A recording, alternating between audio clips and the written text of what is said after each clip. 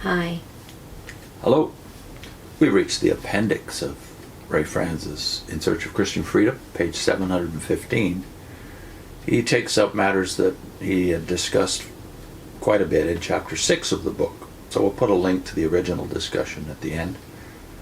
Here he's talking about the reaction to Ed Dunlap's commentary on the letter of James, which came out in the 1970s.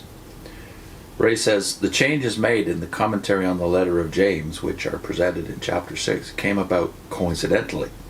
Discussion of the then unpublished book's contents stemmed from objections by governing body member Fred Franz to the exposition regarding James 5, verses 14 and 15, made by Edward Dunlap, the writer of the commentary.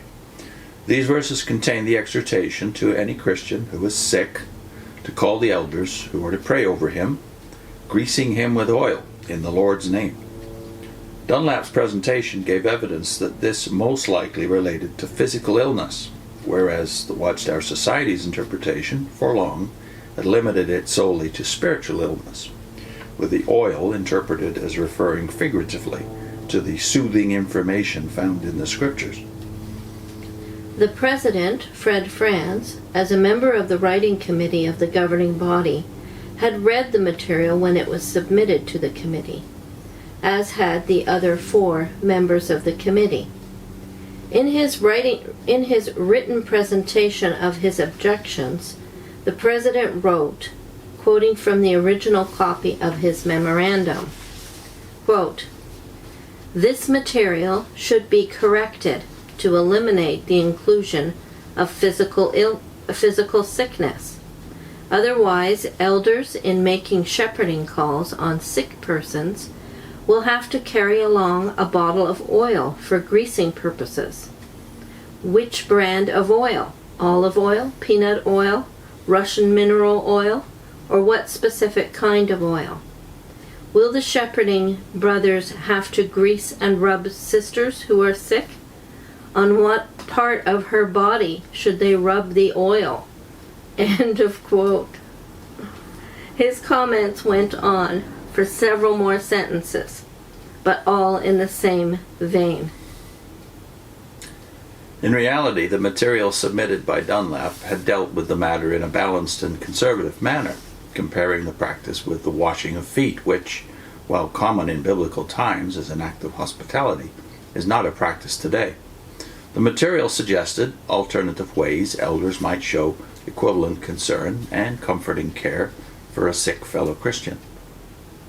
As I had been assigned to oversee the development of the commentary, I went to my uncle's office and discussed his objections with him.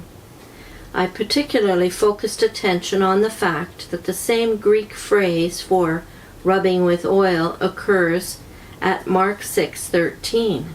And there clearly relates to actions toward persons physically ill.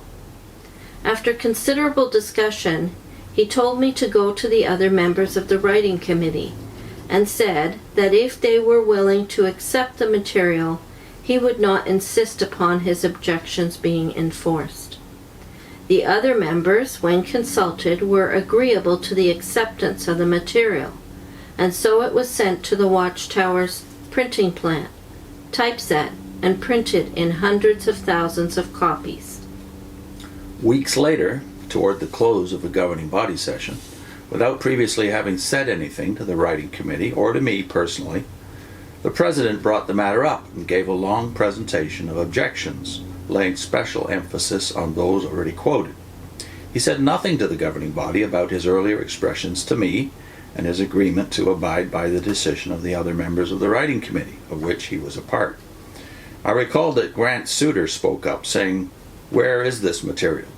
And on being informed by Lyman Swingle that it had been sent to the factory, Suter continued, "Then I say let's get it back here, and let's print the truth." Like the other members of the body who were not part of the writing committee, he'd never read or even seen the material. But Fred Franz's presentation had been made, and that was evidently enough for him to have made up his mind. When copies of the material were obtained, taken from the hundreds of thousands of copies already printed, The governing body discussed the matter, and discussion ended with the majority voting for a rewriting of the material to conform to the traditional view of the verses. Then some member, I do not recall now which one, brought up the discussion of the portion presented in chapter 6 of this present work. The ultimate result is set forth there.